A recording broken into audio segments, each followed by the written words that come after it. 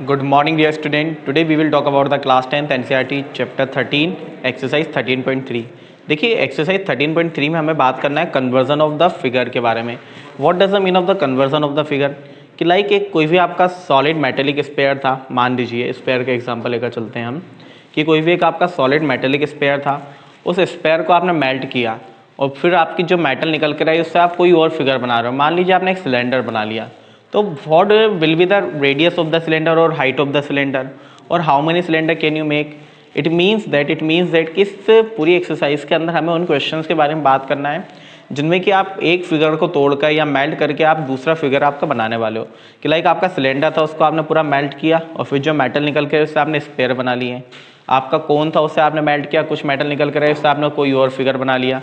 अब वो सेकंड वाले फिगर में दो चीज़ें निकल कर आएंगी आपका क्या, या तो आपको रेडियस और हाइट निकाल कर लानी होगी या फिर हो सकता है कि आपको नंबर ऑफ, अगर आपने माना कि कोई बड़ा स्पेयर था उसको आपने, या कोई बड़ा सिलेंडर था उसको तोड़ के आपने छोटे छोटे स्पेयर बना लिए है ना, उसको मेल्ट करके आपने छोटे छोटे स्पेयर बना लिए. Then how many spheres are there, या आपको नंबर ऑफ थिंग निकाल के लानी रहेगी है ना. केवल दो कॉन्सेप्ट चलेगा, या तो रेडियस और हाइट निकालना है या फिर नंबर ऑफ न्यू फिगर आपको निकाल के लाना रहेगा.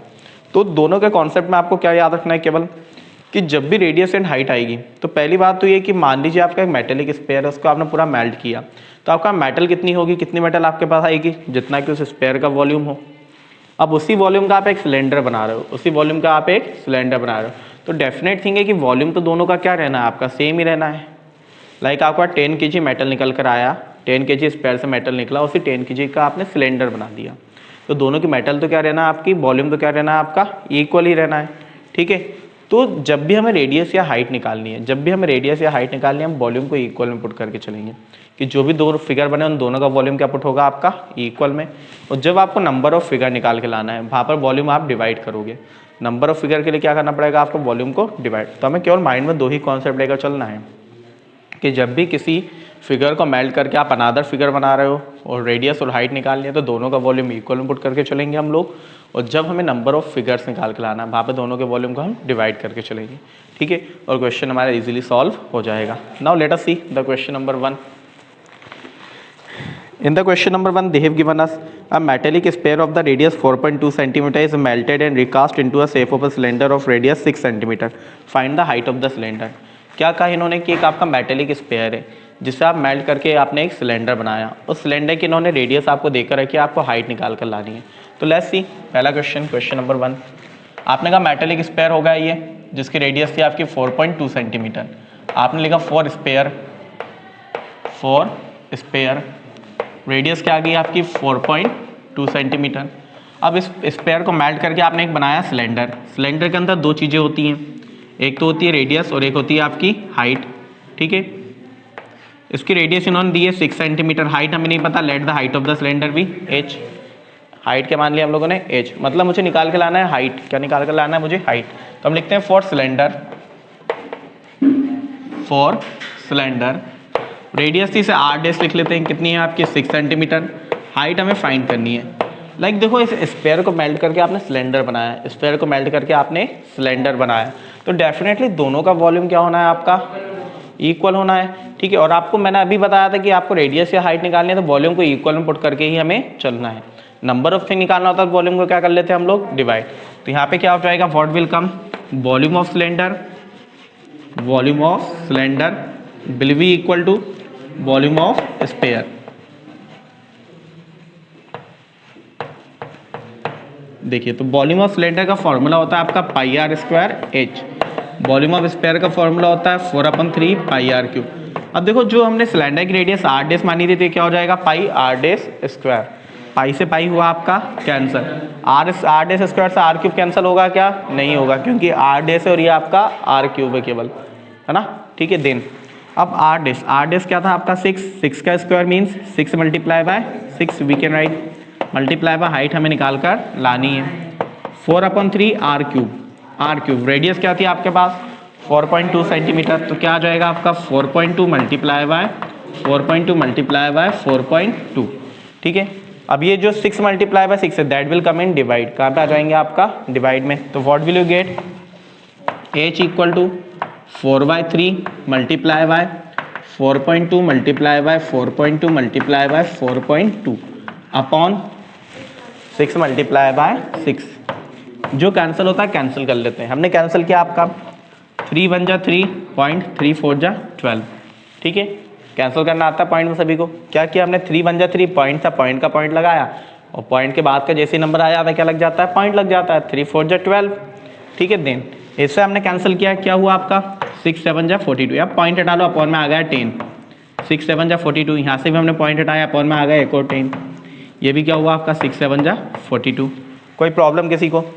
अब देखो दो चीज़ें हैं, यहाँ से भी पॉइंट हटा लो, अपॉन में एक और आपका 10 आ गया, खत्म। आपको ऊपर मल्टीप्लाई करना है केवल 14 मल्टीप्लाई 7 मल्टीप्लाई बाई 4 अपॉन 1000, ठीक है। तो हमने मल्टीप्लाई करते हैं, मल्टीप्लाई आप लोग करते आना चाहिए।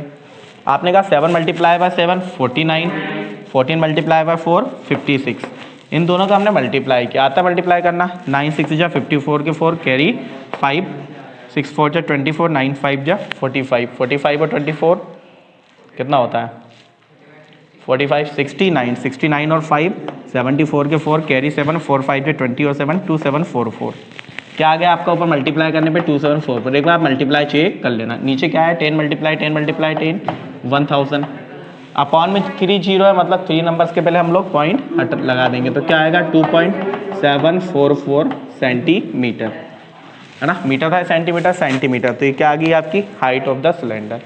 Got it? कैसे करना है मीन्स हमारा मेन ऑब्जेक्टिव क्या है, मेन हमारा फोकस क्या रहेगा कि हम पहले आइडेंटिफाई करना है क्या करना है, कैलकुलेशन आप लोगों को आना चाहिए, है ना। I can only explain the concept कि किस तरह क्वेश्चन सॉल्व करना है, कैलकुलेट आप ही को करना है, ठीक है। देन सेकंड क्वेश्चन की बात करते हैं हम लोग। Will talk about the question number second.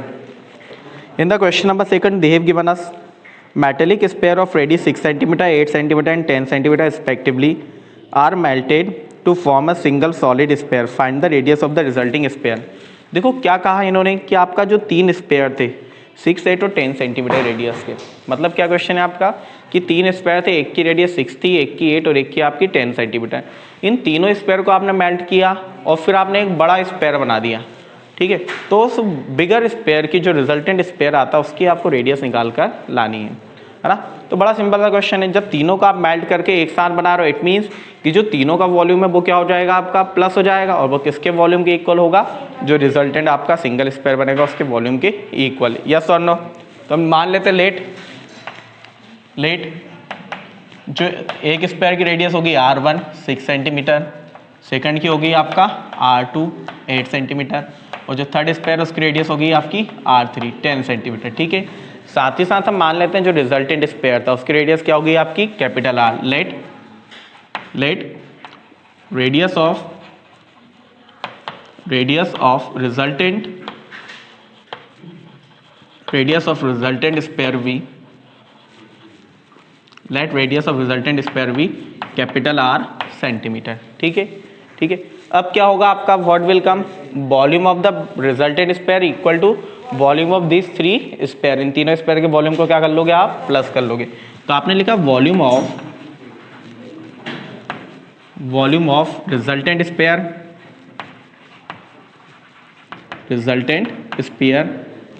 Will be equal to volume of sphere of radius 1, volume of sphere of R1 plus volume of sphere of R2,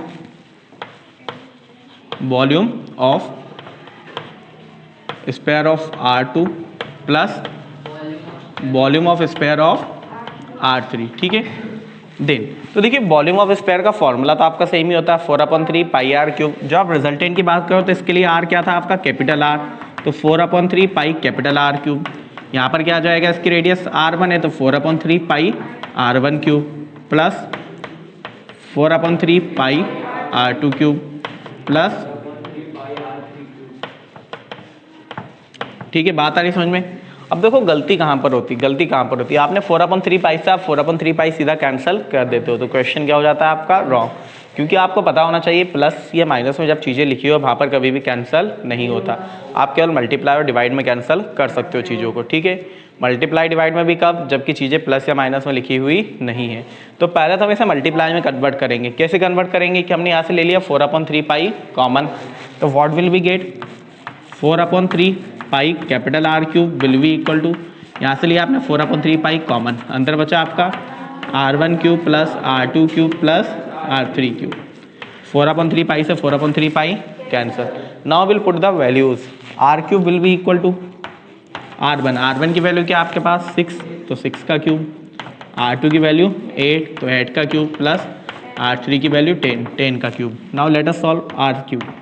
6 का स्क्वायर 6 का cube होता है आपका 216, 8 का क्यूब होता है 512 और 10 का क्यूब होता है आपका 1000। ठीक है, R क्यूब तीनों का हमने कर लिया प्लस, वी विल गेट 1728। क्या मिल जाएगा हम लोग को 1728। अब यहाँ से हमने क्यूब हटाया, सामने वाली साइड पे क्या आ जाएगा आपका क्यूब रूट, तो ये हुआ क्यूब रूट ऑफ 1728। अब देखिए 1728 का क्यूब रूट कैसे निकाला जाता है। वही आपने पूरा फैक्टर निकाले और 3 का ग्रुप बनना चाहिए। एक नंबर आपका 3 बार अगर अपीयर होगा तो वो रूट से आपका क्यूब रूट से बाहर आ जाएगा। ठीक है, तो हमने निकाला पूरा cube root, then we will get, या फिर हमें याद होना चाहिए जनरली 20 तक के क्यूब रूट तो हमें याद होना चाहिए। तो आपका 1728 का क्यूब रूट क्या होता है आपका 12 सेंटीमीटर। तो what will be the radius of it, the larger resultant square 12 centimetre. In that way we can solve the question. ठीक है, then note it down. Number 3, in the question number 3 they have given us a 20 meter deep well of diameter 7 meter is dug and the earth from digging is evenly spread in the form of a platform 22 meter by 14 meter. Find the height of the platform। मतलब क्या हुआ, आपका एक well डिग किया गया, मतलब एक आपका कुआं खोदा गया। जो आपने कुआं खोदा तो उसके अंदर से जो मिट्टी निकली, आपका जो अर्थ बाहर निकल के आया, उससे उन्होंने एक प्लेटफॉर्म के फॉर्म में आपका चारों तरफ पूरा डिग कर दिया है। ठीक है, अब उन्होंने क्या कहा, उसकी लेंथ और ब्रीथ दी हुई है, आपको हाइट निकाल के लानी है। तो डेफिनेटली जो प्लेटफॉर्म आपका बनकर आया वो किस फॉर्म में बन के आया होगा, आपका क्यूबॉइड के फॉर्म में, तभी लेंथ ब्रीथ दी और हाइट आपको निकाल कर लाना है। अब बात क्या होगी, जब आपने कुआं खोदा तो जो अर्थ निकल कर आई है तो डेफिनेटली वो भी क्या होगा आपका वॉल्यूम ऑफ द वेल। और वेल आपका किस शेप में होता है, जनरली सिलेंड्रिकल शेप में। तो यहाँ पर भी क्या फॉर्मूला लग जाएगा आपका, volume of cylinder will be equal to volume of cuboid, है ना, क्योंकि प्लेटफॉर्म किसके फॉर्म में बन के आया हमारा, क्यूबॉइड के फॉर्म में। तो हम बना लेते हैं, एक वेल बना लिया हमने, ये था हमारा वेल। ठीक है, जिसका इन्होंने हमें डायामीटर दिया हुआ है, डायामीटर कितना है आपका 7 मीटर और हाइट दी हुई है आपकी 20 मीटर। देन इससे जो अर्थ निकलेगी उसका आप एक प्लेटफॉर्म बना, उसका डायग्राम बनाने की नीड हम लोगों को नहीं है, या फिर आप बनाना चाहो तो बना सकते हो कि जो अर्थ निकल कर आई उसका एक प्लेटफॉर्म आपका बनकर आया इस तरह का। ठीक है, जिसकी लेंथ और ब्रीथ हमें दी हुई है, हमें क्या निकाल कर लानी है, इसकी हाइट। तो हम बात करते हैं फॉर वेल। वेल का डायमीटर है आपका 7 मीटर, तो रेडियस क्या हो जाएगी आपकी 7/2 मीटर। ठीक है, देन फालतू में 3.5 लेने की नीड क्या है, यहाँ पर आप फालतू में क्या करते हो, आप पहले यहाँ पे से डिवाइड करके 3.5 ला रहे हो। जब फॉर्मूला पुट करोगे वहाँ पे वापस पॉइंट हटा के 7/2 लाओगे, तो बेटर है कि आप इसे 7/2 ही रहने दें। ठीक है, देन हाइट क्या है इस वेल की आपकी 20 मीटर। देन फॉर प्लेटफॉर्म जो आपका प्लेटफॉर्म बना, आपको क्लियरली दिख रहा है कि लेंथ और ब्रेथ दी हुई है, हाइट हमें निकाल कर लानी है। तो लेंथ क्या हो गई आपकी 22 मीटर, ब्रेथ क्या होगी आपकी 14 मीटर, हाइट क्या होगी आपकी फाइंड करना है। ठीक है ना, ठीक है। देन अब हमें क्या निकाल लेना है, डायरेक्टली हमें पता है कि जितना आपका वॉल्यूम निकल के आई, जितनी अर्थ निकल कर आई, उतनी ही अर्थ आपकी यहाँ पर प्लेटफॉर्म बनाने के लिए यूज हुई होगी। इस हाइट को हम एच डेस मान लेते हैं। क्या मान लेते हैं, हाइट को एच डेस, क्योंकि हाइट आपकी रिपीट हो रही। तो क्या हुआ आपका volume of well will be equal to volume of platform. तो वॉल्यूम ऑफ वेल तो क्या होगा आपका πr² h equal to volume of platform क्या हुआ, length multiply breadth multiply by height. Height क्या थी यहाँ पर h डेस। देन पाई की वैल्यू दी है क्या बुक के अंदर, नहीं दी, then we can put any of the value. तो क्या हुआ हमारा 22/7 r²। r क्या था आपका 7/2, तो 7/2 मल्टीप्लाई बाय 7/2। हाइट क्या आपकी 20 will be equal to length कितनी है हमारे पास 22 मल्टीप्लाई बाय ब्रीथ है 14 और मल्टीप्लाई बाय हाइट है h डेस। 7 से 7 कैंसिल, 2 से ही 22 11 टाइम कैंसिल, 2 से आपका 20 कैंसिल, कितना आ गया आपका 10। ठीक है, क्या बच्चा आपका what is remaining here 11 multiply by 7 multiply by 10। यहाँ पर आपको एच डेज की वैल्यू निकालना है तो 22 multiply by 14 will come down, वो भी आपका नीचे आएगा तो क्या है यहाँ पे 22 multiply by 14 will be equal to H days. 7 2 जा 14, 11 2 जा 22, ये 2 से ये कैंसिल हुआ 5 टाइम, कितना बचा केवल आपका 5/2। 5/2 मीनिंग 2.5। तो what is the height of the platform 2.5 meter. Any problem in that? I hope all of you understand about it. Note it down. Check the answer once. एक बार आंसर चेक कर लेना है ना क्या है इसका।